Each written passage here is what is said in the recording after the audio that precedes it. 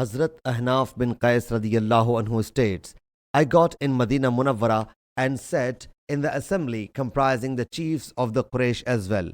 All of a sudden, a man clad in coarse clothes came. His physique was dignified and face was awe-inspiring. Standing by them, he said, For those who hoard wealth is a glad news of a stone that will be heated in hell fire and placed on the tip of their chest until it will project from his shoulder bone. And when it will be placed on the shoulder bone, it will come out from the tip of the chest, and that stone will keep moving in this way. The reporter says, Those people lowered their heads down, and I did not see anyone giving him a reply. Then those people went back, and I followed that man until he sat down by a pillar. I whereupon said, I think they disliked your word.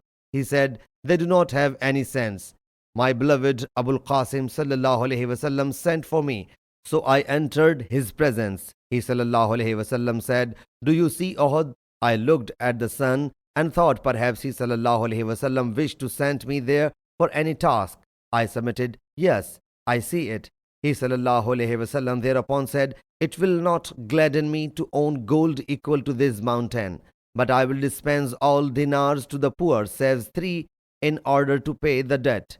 These people amass world wealth and understand nothing. I said to him, What do you have to do with these your Qurayshi brothers? You neither go to them for any need nor ask them for anything.